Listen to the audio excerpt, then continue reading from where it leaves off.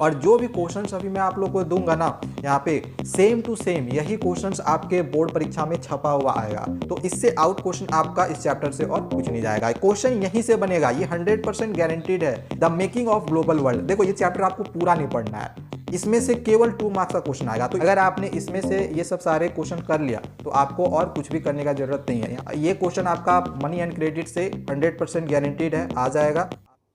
Hello everyone, this is your Roshan भैया। तो CBSE class 10 social science में 2024 बोर्ड परीक्षा में कौन कौन से क्वेश्चंस आएंगे, तो आज की इस वीडियो में आप लोग को यही बताने जा रहा हूं। और जो भी क्वेश्चंस अभी मैं आप लोग को दूंगा ना यहाँ पे सेम टू सेम यही क्वेश्चंस आपके बोर्ड परीक्षा में छपा हुआ आएगा। तो आपको कुछ नहीं करना है, बस इन्हीं सब सारे क्वेश्चंस की तैयारी करके जानी है। बहुत सारे बच्चों के कमेंट्स भी आ रहे थे कि सर आपने जिस तरह से मैथमेटिक्स में क्वेश्चंस हमें दिया हुआ है, इसी तरह से सोशल साइंस का और अदर सब्जेक्ट का भी बना दीजिए।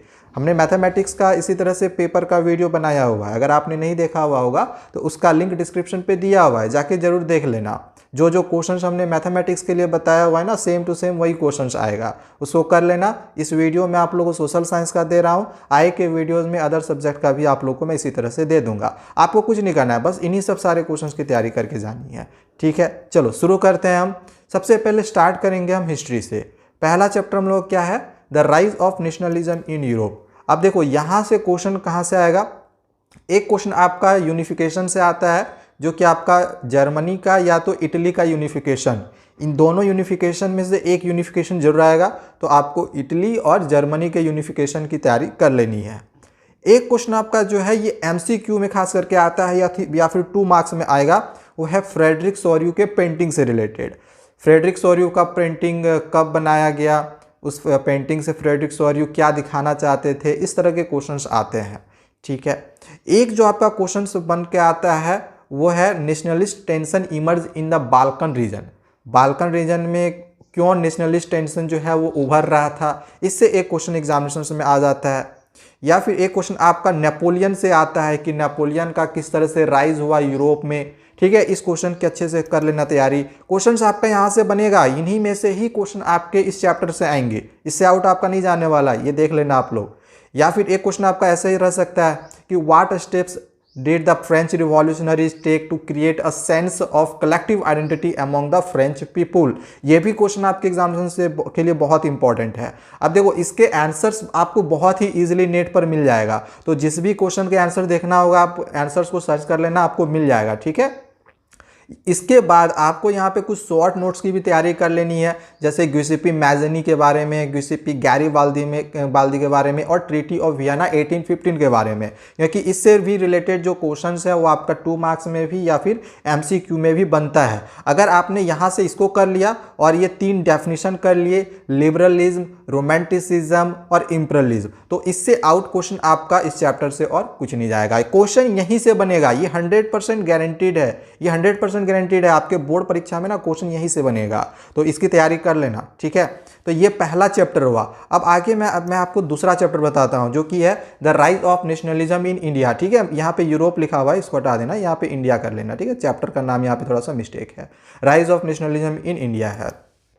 अब इसमें एक क्वेश्चन आपका जो है नॉन कोऑपरेशन मूवमेंट से आता है कि गांधी जी ने नॉन कोऑपरेशन मूवमेंट को क्यों वापस ले लिया, ठीक है, इस तरह का क्वेश्चन। या फिर अदर तरीके से भी ये पूछा जा सकता है, ठीक है। क्वेश्चन जो होता है ना वो बहुरूपिया होता है, वो कई तरीके से पूछा जा सकता है, तो मुझे जो सही तरीका लगा वो मैंने यहाँ पे फिलहाल लिखा हुआ है। इसके बाद एक जो क्वेश्चन है वो ऐसा आ सकता है फर्स्ट वर्ल्ड वॉर से रिलेटेड कि how first world war helped in the growth of nationalism in India. Bharat में जो पहली विश्व युद्ध चली थी तो किस प्रकार से नेशनलिज्म इन इंडिया को वो ग्रोथ किया, इस तरह के क्वेश्चन एक आते हैं, ठीक है। फर्स्ट वर्ल्ड वॉर से रिलेटेड एक क्वेश्चन आता है। इसके बाद एक जो आपका क्वेश्चन रहता है वो salt march, Jallianwala Bagh मैस्करी, Raoult act और पूना पैक्ट, इन 4 टॉपिक में से 1 से 2 क्वेश्चन यहाँ से 100% गारंटेड है कि आपका आएगा ही आएगा, ठीक है। तो आपको कुछ नहीं करना है। देखो rise of nationalism in India बहुत बड़ा चैप्टर है, बहुत बड़ा चैप्टर है, लेकिन देखो मैंने यहाँ पे आप लोग के लिए कुछ नहीं बोला है बस इन्हीं 6 क्वेश्चंस की तैयारी कर लो, इन्हीं 6 टॉपिक से ही रिलेटेड जो है आपके बोर्ड परीक्षा में क्वेश्चंस आ जाएगा और आपको कुछ भी करने का जरूरत नहीं है, ठीक है। चलो नेक्स्ट चैप्टर आते हैं। नेक्स्ट चैप्टर हम लोग का है the making of global world. देखो ये चैप्टर आपको पूरा नहीं पढ़ना है, इसमें से केवल 2 मार्क्स का क्वेश्चन आएगा, तो इतना तो समझ में आपको भी होगा कि इसमें से 2 मार्क्स का क्वेश्चन आ रहा है तो या तो एमसीक्यू में दोनों पूछ दे या तो 2 मार्क्स में एक क्वेश्चन पूछेगा, ज़्यादा क्वेश्चन आएगा नहीं। इस वजह से हमने यहाँ केवल 2 क्वेश्चन लिए हुए हैं और इन्हीं दोनों में से ही एक क्वेश्चन आपके परीक्षा में आएगा, ये 100% गारंटीड है। तो इसको एनी हाउ जरूर कर लेना, ठीक है। ज़्यादा क्वेश्चन इसमें नहीं आएगा क्योंकि टॉपिक बहुत छोटा है जो हमें पढ़ना है, पूरा चैप्टर नहीं पढ़ना है, बस 1 या 2 टॉपिक ही हमें पढ़ना है, ठीक है। तो इसमें एक क्वेश्चन आपका सिल्क रूट से आना रहेगा तो आ जाएगा। जैसे क्वेश्चन पूछ सकता है कि सिल्क रूट क्या है, इसका इंपॉर्टेंस क्या था एंशिएंट ट्रेड के दौरान, या फिर एक क्वेश्चन आपका कह सकता है कि कैसे ट्रेड के साथ जो डिजीज़ है वो ट्रेवल्ड हुआ था। तो इस तरह से क्वेश्चन आ सकता है, एक डिजीज से रिलेटेड और एक सिल्क रूट से रिलेटेड, इन दोनों में से एक क्वेश्चन आपका 100% गारंटीड है कि वो आ जाएगा, ठीक है।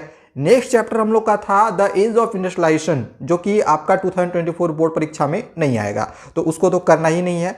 इसके बाद अगला चैप्टर है print culture and the modern world. देखो इस चैप्टर से ना ज़्यादातर जो आपका क्वेश्चन रहेगा वो एमसीक्यू में रहेगा, ठीक है। मतलब 2 से 3 क्वेश्चन आपका इसमें से एमसीक्यू में ही रहेगा। शॉर्ट क्वेश्चन इसमें बहुत ज़्यादा है, जैसे एक डायमंड सूत्रा से रिलेटेड, राजा राल गोपाल वर्मा से रिलेटेड, मतलब शॉर्ट जो क्वेश्चन होंगे। एमसीक्यू की वीडियो हमने बनाई हुई है, अगर आपको देखना होगा चैप्टर वाइज तो उसका लिंक मैं डिस्क्रिप्शन पे दे दूंगा, जाके देख लेना, आपके बोर्ड परीक्षा में वहां से मिल जाएगा। मैं यहाँ पे आपको 2 मार्क्स में, 3 मार्क्स में, 5 मार्क्स में और या फिर 4 मार्क्स में जो क्वेश्चन आएगा ना उसकी वीडियो बना के दे रहा हूँ। एमसीक्यू का हमने चैप्टर वाइज बनाया हुआ है, लिंक उसका डिस्क्रिप्शन पे दिया हुआ है, जाके देख लेना, ठीक है।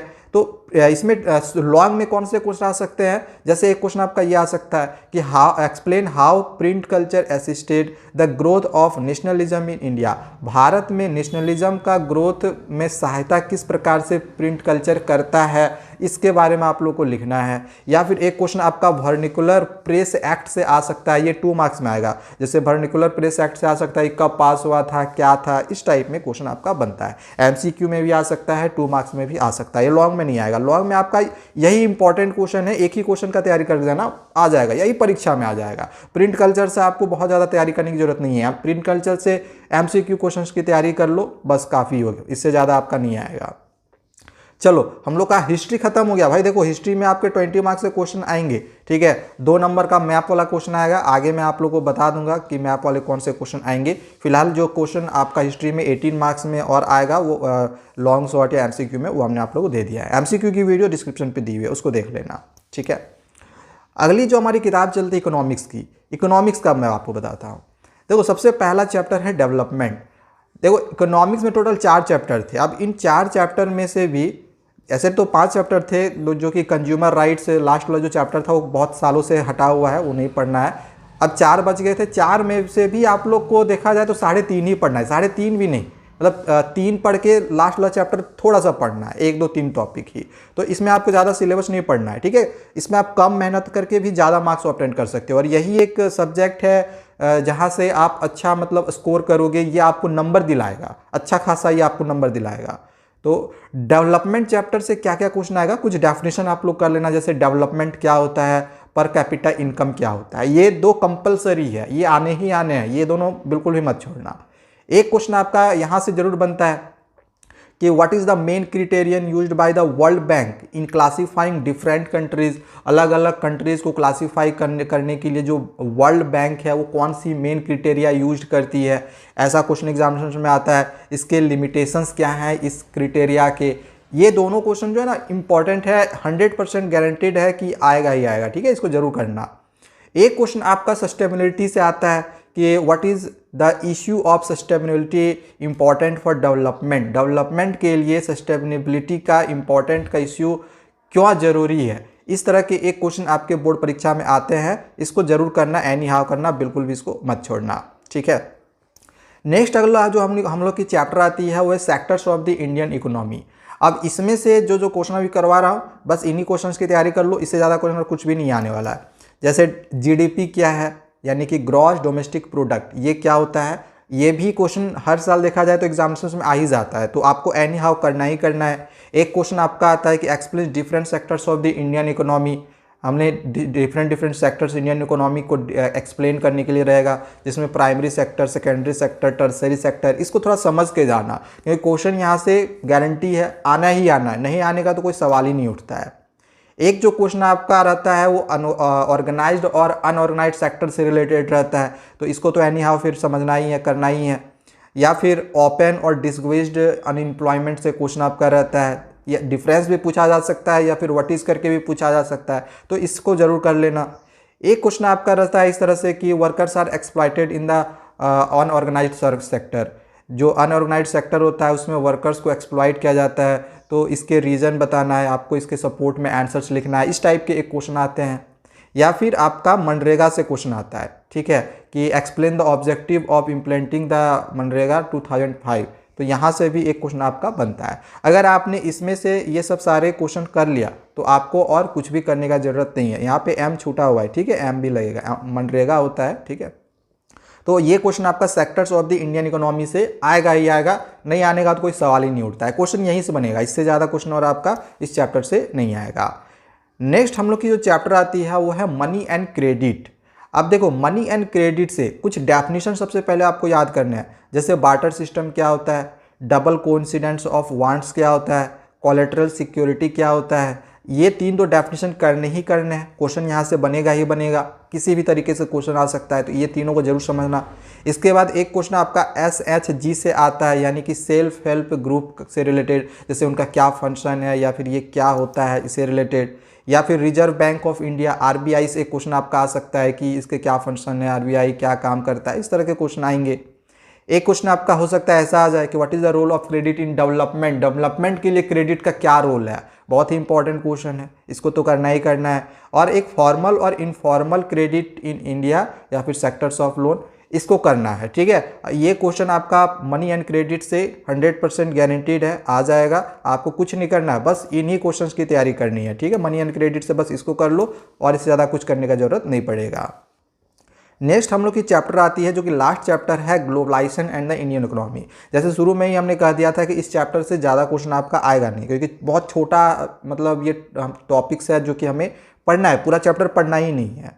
तो इसमें पढ़ना क्या है हम लोग को, सबसे पहले तो ये समझना है ग्लोबलाइजेशन क्या होता है, इससे क्या क्या एडवांटेजेस होते हैं, क्या क्या डिसएडवांटेजेस होते हैं, इसको कर लेना है। देन आपको समझना है लिबरलाइजेशन क्या होता है, इसका क्या इम्पैक्ट पड़ा था, ये आपको लिखना है। ये दोनों जरूर कर लेना, ग्लोबलाइजेशन और लिबरलाइजेशन बहुत ही इंपॉर्टेंट है। या फिर आपका एक क्वेश्चन ट्रेड बैरियर से आ सकता है कि ट्रेड बैरियर क्या होता है, why government impose trade barrier, क्यों गवर्नमेंट में ट्रेड बैरियर इम्पोज कर दिया, ठीक है। देखो कॉर्न लॉ जो है ना वो इंपॉर्टेंट क्वेश्चन था, लेकिन आपको कॉर्न लॉ पढ़ना ही नहीं है, वो हम लोग के टॉपिक में है ही नहीं सिलेबस में, तो कॉर्न लॉ करने की जरूरत नहीं है। नेक्स्ट आगे एक क्वेश्चन ये भी है कि explain the factors that enable globalisation, हमें उन फैक्टर्स को एक्सप्लेन करना है जिससे कि ग्लोबलाइजेशन इनेबल्ड होता है। तो ये बस कुछ ही क्वेश्चंस है, 5 ही क्वेश्चंस हैं जिससे कि आप ग्लोबलाइजेशन इंडियन इकोनॉमी को खत्म कर दोगे। अगर इतने क्वेश्चंस कर लिए आपका खत्म हो गया, इससे आउट क्वेश्चन आपका इस चैप्टर से और कुछ नहीं आएगा। समझ में आ गया, इकोनॉमिक्स समझ में आ गया कौन कौन से क्वेश्चन आएंगे। चलिए आगे बढ़ते हैं, ज्योग्राफी का आपको मैं बताता हूँ। ज्योग्राफी से रिसोर्सेज एंड डेवलपमेंट सबसे पहला चैप्टर, इससे क्वेश्चन आपका बहुत कम बनता है, 1 से 2 मतलब नंबर का ही बनता है, इससे ज़्यादा क्वेश्चन आपका आएगा नहीं, ओके। हालांकि चैप्टर्स कई सारे हैं ज्योग्राफी में, तो इसमें थोड़ा सा बच्चों को लगता है कि इसमें नंबर ऑब्टेन कर पाना आसान होता है। देखो इसमें चैप्टर भी लंबा है, कुछ चैप्टर्स लंबे हैं, हालांकि सारे चैप्टर लंबा नहीं है, कुछ कुछ चैप्टर्स लंबा है और क्वेश्चंस आता भी नहीं है। जैसे आपका रिसोर्सेज एंड डेवलपमेंट बड़ा चैप्टर है, चैप्टर बड़ा है और क्वेश्चन ज़्यादा आता भी नहीं है, 1-2 नंबर का ही आता है, ठीक है। अब कौन कौन से क्वेश्चन आते हैं इसको देख लो, इसको कर लेना, इससे ज़्यादा और कुछ नहीं आएगा। जैसे एक आता है सस्टेनेबल डेवलपमेंट से रिलेटेड, आपका एक एजेंडा 21 आता है, रियो डी जेनरियो अर्थ समिट 1992 से एक क्वेश्चन आता है। और ये क्वेश्चन जो है ना एजेंडा 21 या फिर रियो डी जेनरियो अर्थ समिट, ये आपका MCQ में ज़्यादातर पूछा जाता है या फिर 2 मार्क्स में। एक क्वेश्चन आपका लॉन्ग में इस तरह से पूछा जाता है कि what steps can be taken to control soil erosion in hilly areas, hilly areas में सॉइल इरोजन को कंट्रोल करने के लिए कौन से स्टेप्स हम ले सकते हैं, इससे रिलेटेड आ सकता है। या फिर एक क्वेश्चन आपका इस तरह से आता है कि analyse the impact of mining activities on the local environment and the health of the surroundings communities. ये क्वेश्चन आपका कर लो, इससे ज़्यादा क्वेश्चन आपका रिसोर्सेज और डेवलपमेंट से कुछ भी नहीं आएगा, ठीक है। चलो आगे बढ़ते हैं। नेक्स्ट अब आगे का चैप्टर है forest and wild life resources. तो देखो forest and wild life resources से भी आपका ज़्यादा मार्क्स का क्वेश्चन आएगा नहीं। यहाँ आप केवल 4 क्वेश्चन देख रहे हो, इसकी तैयारी कर लो, इससे ज़्यादा क्वेश्चन और आपका इस चैप्टर से बिल्कुल भी नहीं जाने वाला है। जैसे एक क्वेश्चन आपका बायोडाइवर्सिटी से आता है कि बायोडाइवर्सिटी क्या होता है, ये इंपॉर्टेंट क्यों होता है ह्यूमन लिव्स के लिए। ये क्वेश्चन बहुत इंपॉर्टेंट है, एग्जामिनेशन में आएगा ही आएगा। एक क्वेश्चन आपका इस तरह से रह सकता है कि how have human activities affected the depletion of flora and fauna. किस प्रकार से ह्यूमन एक्टिविटी अफेक्ट करता है फ्लोरा और फौना के डिप्लीशन को, मतलब उनमें कमी आ रही है ह्यूमन एक्टिविटी की वजह से, कैसे इसको एक्सप्लेन करना है। या फिर आपका एक वाइल्ड लाइफ प्रोटेक्शन एक्ट से रिलेटेड क्वेश्चन आएगा कि इसको डिस्क्राइब करो। या फिर प्रोजेक्ट टाइगर से एक क्वेश्चन आता है। बस ये क्वेश्चन 4 क्वेश्चन कर लो, आपका सोच लो ये चैप्टर का पूरा तैयारी हो गया। इससे ज़्यादा क्वेश्चन और आपका बिल्कुल भी नहीं आएगा। अगला चैप्टर है वाटर रिसोर्सेज।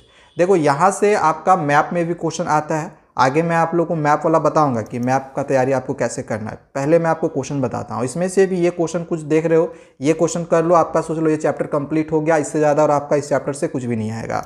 जैसे एक क्वेश्चन आपका ये आ सकता है, वाटर स्कार्सिटी क्या होता है, इसका मेन काउज क्या है। इसके बाद एक क्वेश्चन आपका ऐसे भी रह सकता है कि write the methods to conserve water in India. Bharat में वाटर को बचाने के लिए कौन कौन से मेथड्स अपनाए जाते हैं, इसके बारे में लिखना होगा। रेन वाटर हार्वेस्टिंग के क्या क्या मेथड्स हैं, ये आ सकता है। या फिर आपको एडवांटेजेस और डिसएडवांटेजेस लिखने के लिए आ सकता है मल्टीपर्पज़ रिवर प्रोजेक्ट्स का। या फिर डैम्स का भी आता है कि डैम्स के क्या क्या एडवांटेजेस हैं, क्या क्या डिसएडवांटेजेस हैं। तो ये आपने अगर कुछ क्वेश्चंस की तैयारी कर ली तो वाटर रिसोर्सेज से, और इससे ज़्यादा कुछ भी नहीं आने वाला, यही क्वेश्चन कर लो, यही सोच लो कि आपकी परीक्षा में छपा हुआ है। ठीक है, अगली चैप्टर है एग्रीकल्चर। अब एग्रीकल्चर से यहाँ पे क्वेश्चन जो देख रहे हो ना, यही आएगा, इससे ज़्यादा क्वेश्चन कुछ भी नहीं आने वाला है। जैसे एक क्वेश्चन आपका डिफिनेशन आ सकता है एग्रीकल्चर क्या होता है, फिर व्हाट इज एग्रीकल्चर, इस टाइप में आ सकता है। डिफरेंट टाइप्स ऑफ एग्रीकल्चर क्या क्या होता है, ये आ सकता है। क्रॉपिंग पैटर्न इंडिया में आपका क्या क्या है, जैसे रबी, खरीफ, जेड क्रॉप्स, इससे रिलेटेड आता है। मतलब आना ही है, नहीं आने का तो कोई सवाल ही नहीं उठता है। क्रॉपिंग पैटर्न इन इंडिया से क्वेश्चन आगा ही आएगा। ठीक है, ये 100% मान के चलो। एक क्वेश्चन आपका ऐसा भी आ सकता है, suggest the initiative taken by the government to ensure the increase in agricultural production. Agricultural production को इंक्रीज करने के लिए गवर्नमेंट की तरफ से कौन कौन से इनिशिएटिव लिए जाते हैं, ये आपको लिखना है। या फिर एक क्वेश्चन आपका ऐसा भी आता है कि describe the impact of globalisation on Indian agriculture. Indian agriculture में ग्लोबलाइजेशन का क्या इम्पैक्ट पड़ता है, तो इसके बारे में लिखना है, इसको डिस्क्राइब करना है। बस ये क्वेश्चन कर लो, एग्रीकल्चर से इससे ज़्यादा क्वेश्चन और आएगा ही नहीं, ये आप एकदम गारंटी मान के चलो, इससे ज़्यादा क्वेश्चन और कुछ आएगा ही नहीं। चलो नेक्स्ट चैप्टर आते हैं जो कि है मिनरल्स एंड एनर्जी रिसोर्सेज। तो इसमें मिनरल्स क्या होता है और क्या होता है, ये तो करना ही करना है, बहुत इंपॉर्टेंट है। इसके बाद आपको ये भी करना है कि what are the various modes of occurrence of minerals. Minerals को ऑक्यूरेंस करने के लिए, मतलब उसको प्राप्त करने के लिए कौन कौन से वेरियस तरीके हैं, ये बहुत ज़रूरी है, एकदम करना ही करना है, आपको छोड़ना नहीं है। एक क्वेश्चन आपका इस तरह से भी आ सकता है कि why do we need to conserve mineral resources. Mineral resources को हमें कंजर्व करने के, बचाने की ज़रूरत क्यों है भाई, समझ लो कितना इंपॉर्टेंट क्वेश्चन है, ये आना ही आना है। ठीक है, नहीं आने का तो कोई सवाल ही नहीं उठता है। या फिर एक क्वेश्चन आपका ये भी आता है कि describe the distribution of coal in India. अगर आपने ये 4 क्वेश्चन कर लिया मिनरल्स एंड एनर्जी रिसोर्सेज से, तो इससे ज़्यादा क्वेश्चन और कुछ भी नहीं आएगा। ठीक है, बस यही क्वेश्चन आएंगे जो भी मैं आप लोग को बता रहा हूँ, चैप्टर वाइज बता रहा हूँ, ये क्वेश्चन कर लो, आपके परीक्षा में यही छप के आएगा। इसके बाद मैन्युफैक्चरिंग इंडस्ट्रीज से कौन से क्वेश्चन आएंगे, तो इसमें से एक क्वेश्चन आपका ऐसा आ सकता है कि how do industries pollute the environment. Environment को किस तरह से इंडस्ट्रीज पॉल्यूट कर रही है, इस तरह के क्वेश्चन आते हैं। या फिर एक क्वेश्चन ऐसा आ सकता है कि discuss the steps to be taken to minimise environmental degradation by industries. मतलब सेम टाइप का क्वेश्चन है देखा जाए तो, कि इसमें था कि इंडस्ट्रीज किस प्रकार से इन्वायरमेंट को पॉल्यूट करती है, और इसमें हमें लिखना है कि जो इंडस्ट्री पॉल्यूट करी तो उसको हम कम कैसे कर सकते हैं, इसके लिए क्या क्या स्टेप्स लिया जा सकता है। ठीक है, एक क्वेश्चन आपका इस तरह से आएगा कि इंडस्ट्रीज का डिफरेंट टाइप्स क्या क्या होता है। ये भाई एकदम 100% मान के चलो, ये क्वेश्चन 24 जो आपको दिख रहा है ना, टाइप्स ऑफ इंडस्ट्रीज, ये आना ही आना है। ठीक है, इंडस्ट्रीज का टाइप्स लिखना है जिसमें इसको अलग अलग तरीके से क्लासीफाई किया गया है, उसको देख लेना। ठीक है, बहुत इंपॉर्टेंट है, इसको बिल्कुल मत छोड़ना। तो हम लोग का जो ज्योग्राफी वाला पोर्शन है ये भी खत्म हो गया। अब एक लास्ट हम लोग का बच गया पॉलिटिकल साइंस, जिसमें पहले हम लोग समझेंगे पावर शेयरिंग से। पावर शेयरिंग से कौन कौन से क्वेश्चन आएंगे। पहला तो आपका एक क्वेश्चन ऐसा आता ही है कि what are the different forms of power sharing in modern democracies. Modern democracies में पावर शेयरिंग के क्या कितने फॉर्म्स हैं, इस तरह का क्वेश्चन एक बनता है।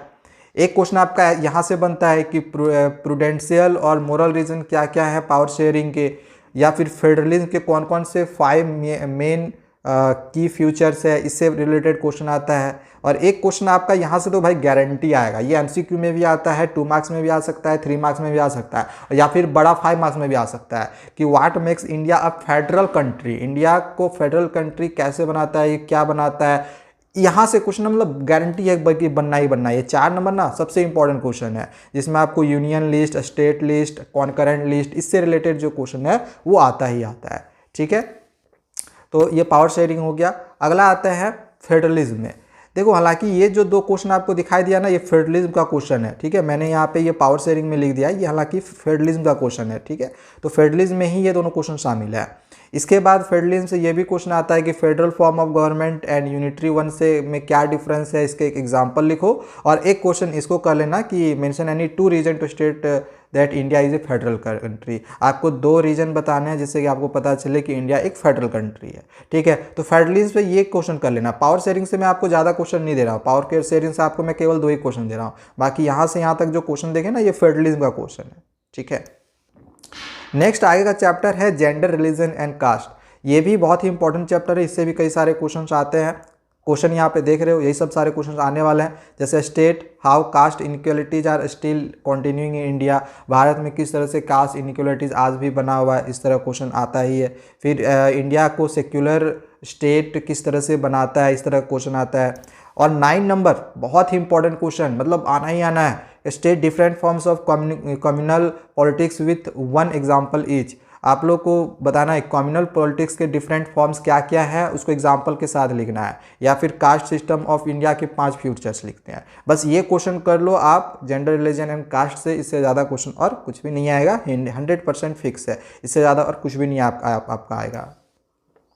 नेक्स्ट आगे आते हैं जो कि पॉलिटिकल पार्टीज हम लोग का चैप्टर है। इसमें एक क्वेश्चन आपका मल्टी पार्टी सिस्टम से क्वेश्चन आ सकता है कि मल्टी पार्टी सिस्टम का क्या रोल होता है डेमोक्रेटिक कंट्री जैसे इंडिया में है। इसके बाद एक क्वेश्चन आपका इस तरह से आता है कि state the various functions political parties perform in a democracy. Democracy में पॉलिटिकल पार्टीज़ का क्या क्या वेरियस फंक्शंस होता है, यहाँ से एक क्वेश्चन आपका बनता है। या फिर इस तरह से क्वेश्चन आता है कि कौन कौन से चैलेंजेस फेस करते हैं पॉलिटिकल पार्टीज़, इस तरह के क्वेश्चन आते हैं। या फिर पॉलिटिकल पार्टीज़ क्या होता है, इससे क्या क्या विशेषताएं होती हैं, यहाँ से क्वेश्चन आता है। तो पॉलिटिकल पार्टी से यही सब क्वेश्चन आएगा, ये कर लो, इससे ज़्यादा क्वेश्चन और कुछ भी नहीं आने वाला है। नेक्स्ट चैप्टर आता है outcomes of democracy, last chapter है। इसमें एक क्वेश्चन आपका कुछ इस प्रकार से आता है, ये बहुत इंपॉर्टेंट है, 15 नंबर, इसको बिल्कुल ही नहीं छोड़ना कि कैसे डेमोक्रेसी अकाउंटेबल, रिस्पॉन्सिव और लेजिस्लेटिव गवर्नमेंट प्रोड्यूस करता है। बहुत ही इंपॉर्टेंट क्वेश्चन है, बिल्कुल भी मत छोड़ना। या तो एक क्वेश्चन आपका डेमोक्रेसी का फ्यूचर्स लिखने के लिए आता है कि डेमोक्रेसी के कौन कौन से मेन फ्यूचर है, 3 लिखो, इसको एक्सप्लेन करो, इस टाइप में आ सकता है।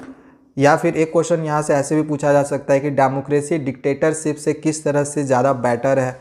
और एक लास्ट क्वेश्चन आपका ये आएगा कि how democracy assure dignity and freedom of citizens, कैसे डेमोक्रेसी जो है वो एश्योर करता है डिग्निटी और फ्रीडम ऑफ सिटीजन्स को। तो ये क्वेश्चन अगर आपने कर लिया ना, ये सब सारे क्वेश्चन अगर आपने सोशल साइंस से कर लिया तो और आपको सोशल साइंस में कुछ भी करने का ज़रूरत नहीं है, इससे ज़्यादा क्वेश्चन और आपका सोशल साइंस में आएगा ही नहीं। ये पक्का 100% गारंटीड है, इससे ज़्यादा क्वेश्चन और कुछ भी नहीं आने वाला है। सोशल साइंस कंप्लीट हो गया। मैथमेटिक्स का वीडियो डिस्क्रिप्शन पे दिया हुआ है, उसको देख लेना। आगे के वीडियोज़ में अदर सब्जेक्ट का ही बताऊँगा। कमेंट करना किस सब्जेक्ट का पहले बताऊँ, साइंस, इंग्लिश या हिंदी। मिलते हैं दूसरे वीडियोज़ में, चैनल को सब्सक्राइब कर लेना। Thank you, bye bye.